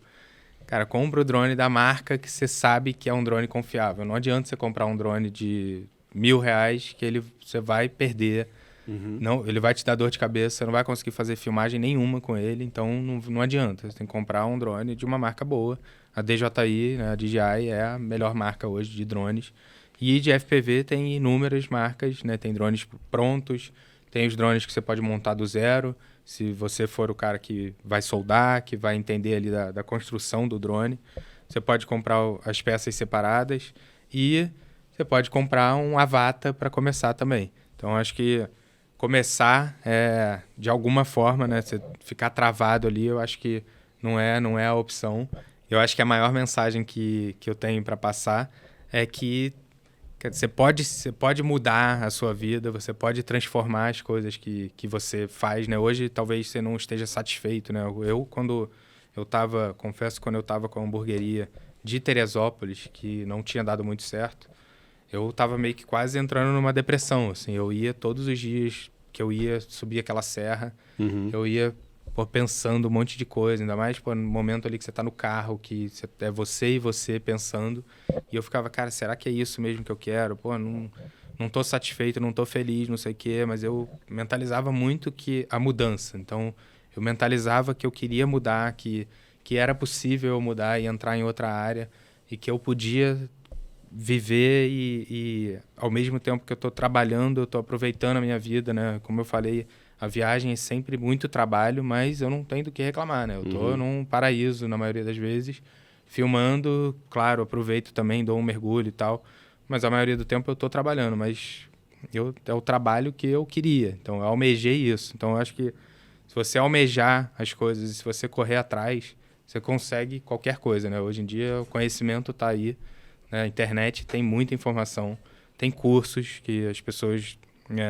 o curso nada mais é do que um concentrado ali de informações que já tem na internet, porque se você buscar tudo separado, você consegue achar essas informações. Tem muita gente que me pede, cria um curso de edição de vídeo no celular, cria um curso de drone, cara, eu queria muito aprender sobre drone e tá nos meus planos, eu em breve vou lançar alguma coisa de edição de vídeo no celular, de drone, que é o que todo mundo me pergunta, né? Eu tenho, bem ou mal, tenho 10 anos aí de experiência com drone. Já fiz vários trabalhos, então realmente é um caminho, né? Tem muita possibilidade, é um nicho muito bom e tem oportunidade para todo mundo, né? O mercado é imenso, como a gente falou, tem espaço. Petrópolis tem espaço para todo mundo e no mundo da internet tem espaço para todo mundo. Muitas vezes a gente vê e fala, nossa, mas... eu vou começar um blog agora. Já passou, já tem tanta gente, cara, não. Tem 8 bilhões de pessoas nesse mundo. Tem pelo menos alguém querendo ouvir exatamente o que você tem para falar. Exatamente. Porque às vezes a pessoa se identifica com você. E aí você que vai passar a confiança para ela. Então é isso. Eu confesso que eu às vezes fico travado de... vou lançar esse curso de edição de vídeo no celular. Eu tô desde 2020 para criar. E não conseguia, não tiro do papel porque surgem clientes, acaba que a minha prioridade é o cliente que está aqui na hora, mas criar um curso também, que muita gente tem tem um preconceito, né? Pô, o cara tá vendendo curso na internet, não sei o quê. Existe um preconceitozinho. Se você é tão bom assim, por que você não usa o seu curso para ganhar dinheiro? Cara, eu uso. Exatamente. Eu fiz um lançamento de curso ano aí para trás, acho que foi ano passado, que uma das perguntas que mais me fizeram foi, cara, se você ganha tanto dinheiro assim trabalhando com videomaker, por que você não trabalha? Eu falei, eu trabalho. Sim. Eu trabalho, só que assim, eu quero vender o curso também. Eu tanto uma outra oportunidade. Ganho dinheiro com esse trabalho que eu ganho dinheiro suficiente para manter a minha vida e ainda sobra tempo para eu fazer um curso. Olha como é bom. E aí, o curso é uma oportunidade de você fazer um dinheiro de uma outra forma. Exatamente. Né? Não vamos mentir que a galera que vende curso está vendendo para ganhar dinheiro, lógico. Com certeza. E por que não, né?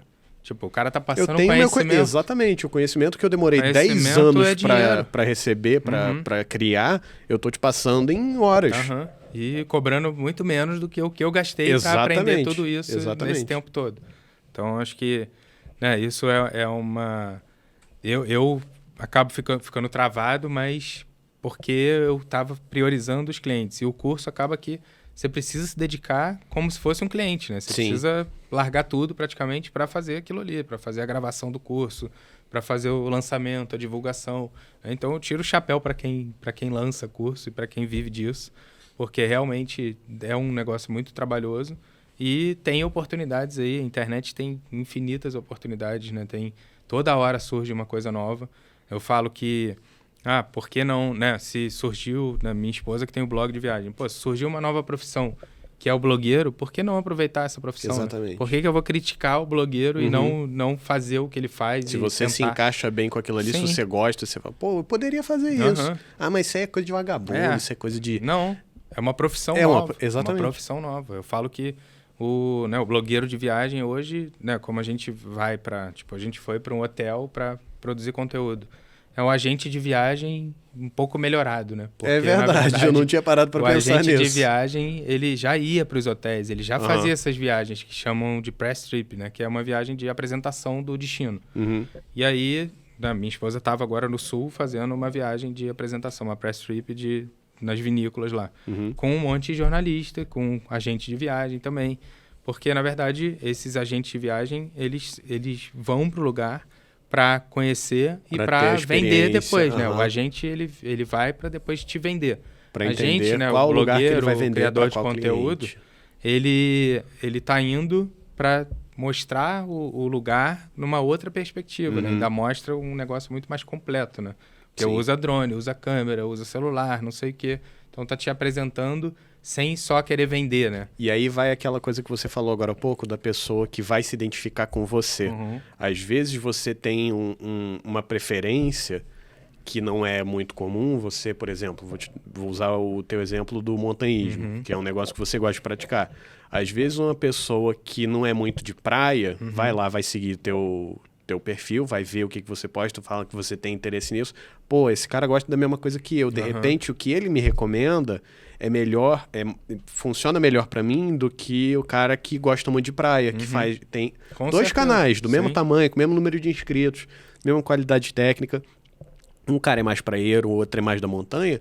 Eu vou me identificar mais com o cara da montanha, porque eu não sou muito de praia. Exatamente. Então existe tem espaço nicho para todo mundo. E tem nicho para tudo, é isso. Na internet você vê, cada hora surge aí você fala, cara, o cara tá falando disso, um negócio ali mínimo no mundo, e o cara tá bombado. É porque tem nicho, porque tem uma galera que se identifica com aquilo ali. E é isso, né? Eu acho que você tem que seguir o que você acha que vai dar certo e seguir naquele fluxo. Se der errado no meio do caminho, muda, começa de novo. Acho que a vida é tentativa e erro em várias coisas, né? A gente vai abrir negócios, vai quebrar negócios, vai começar, vai ter um canal, talvez o canal não dê certo, vai começar de outra forma. Acho que tem que tentar. Se a gente não tentar, a gente nunca vai saber e aí vai ficar frustrado porque não tentou. Então, acho que você tem que é aquilo, acho que a maior mensagem é você tentar ser um camaleão mesmo na vida, né? Se adaptar a todas as coisas que vão surgindo. Tá surgindo a inteligência artificial, tem muita oportunidade na inteligência artificial. Sim. Tem uma galera começando o Instagram agora do zero e só falando disso e tá crescendo, tá bombando. Você pode fazer um Instagram falando sobre isso, você pode fazer um Instagram usando imagens geradas, usando textos gerados. Tem uma galera, eu sigo muito criador de conteúdo de jogos. Tem uma galera que joga RPG, né, RPG online, e a proposta toda do RPG é você ser livre para fazer o que você quiser. E aí tem muita gente que está usando inteligência artificial para criar séries de conteúdo no YouTube sobre os jogos. A série é pedir para uma inteligência artificial me mandar fazer, me dar um objetivo para completar nesse jogo. Olha só. E aí o cara tem 10 episódios e cada episódio é uma missão que a inteligência artificial deu pro cara fazer dentro do jogo. Tem de tudo, tem tudo. Oportunidades tem. Né? Muita gente fala, não, mas o cara teve mais oportunidade do que o outro. Claro que tem. Existe esse problema. Existe com certeza. Né, a desigualdade social, claro que afeta, né, as oportunidades, mas o conhecimento está aí para todo mundo. Sim. Então, você pode pegar o conhecimento e transformar ele numa oportunidade. E aí você vai crescer com o conhecimento que você viu que foi de graça na internet, né? Então, você não precisa ter dinheiro para ter conhecimento hoje, né? O conhecimento está aqui, tá para todo mundo. E é só você entrar no YouTube que tem alguém ensinando alguma coisa. E aí você vai seguir naquele caminho e persistência, né? Resiliência da internet, que é o que vai te levar para o sucesso. Muito bom. Cara, eu acho que é isso. Muito obrigado por ter vindo aqui. Bom. Foi um prazer te conhecer, foi um prazer te receber aqui no podcast. Muito obrigado por você que assistiu aqui até o final, o Super 35, podcast audiovisual do Estúdio Petrópolis. Se você está assistindo no YouTube, não se esquece de se inscrever e ativar o sininho das notificações. Seguir o nosso podcast em todas as plataformas, no Spotify, na Apple, no Deezer, em qualquer lugar que você consegue escutar um podcast, a gente está lá. Não se esquece que também no meu YouTube você pode se inscrever, ser membro do meu canal, apoiar a produção de conteúdo aqui no meu canal. Olha lá embaixo e vê as opções, o que você ganha de bônus de extra com essa inscrição. Não inscrição, né? Essa participação como membro do meu canal. Seja membro. É porque na minha cabeça tá funcionando em inglês, tá? O join. Membership. Seja membro do meu canal, faça um apoio aqui no YouTube, você tem essa oportunidade. Muito obrigado para você que assiste, para você que se inscreve e até o próximo episódio Super 35.